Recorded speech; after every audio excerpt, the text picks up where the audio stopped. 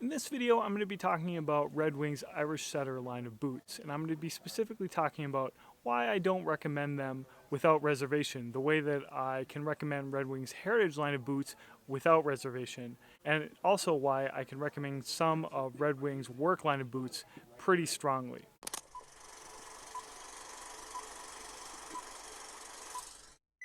The reasons come down to very simple ones. These boots are imported, they're not made with the same quality level of materials, and honestly the Irish Setter line, which has a great heritage, is now pretty watered down.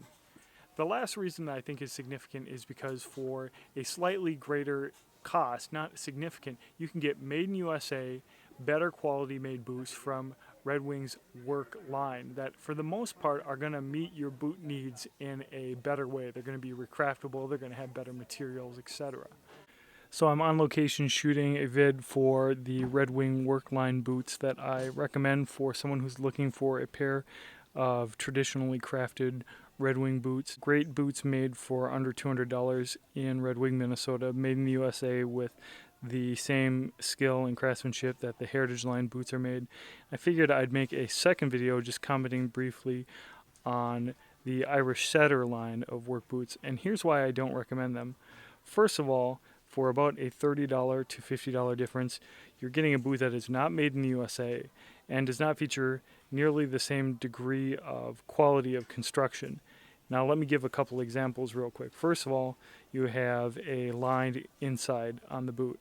The inside of the boot is the kind of place that you're going to experience a lot of wear, and with most of these boots, their lifespan, even if they have what appears to be a Goodyear welt, it's just not going to last nearly as long as a result of the inside getting torn up, and that's not something that's recraftable at all. That isn't to say that you couldn't have a great experience with these boots or that you might actually have a pair that you like enough that you'd seek to get recrafted. I'm just saying that in general, for the price difference, it would probably be worthwhile to look into Red Wing's Work line of boots or even more into their Heritage line. As you can see here with this football grain leather, this is the kind of texturing that would happen post the initial processing of the leather. And in general, even though this leather feels very full-bodied, it's a sign of extra unnecessary work done to the leather itself. So in other words, it's going to be a lower grade leather. Irish Setter boots are for the most part made in China, and they're definitely utilizing budget materials throughout, even though they might appear to be made to the same level as Red Wing's Work or Heritage boots. This is an example of an Irish Setter boot which in no way reflects the quality levels that Red Wing is able to attain. The use of fabrics and basically purely decorative stitching in this sole here could easily be confusing to someone who's looking for a quality Red Wing boot, but would find basically something that would be no different than many of the other brands that you could get at this store that have no history or provenance. This shoe is in many ways like so many other boots that appear to have heritage construction or heritage elements, but it's going to wear just like a tennis shoe and would not be nearly worth the price, in my opinion, of $130.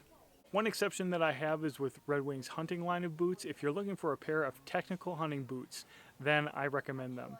They are very high quality boots made through modern methods, not through heritage methods, but compared to Danner's or some of the other brands, I think that they compare very well. This probably goes as well for their hiking boots if you're not looking for a heritage style of construction in a hiking boot. You just want something that's constructed the same way a sneaker is constructed.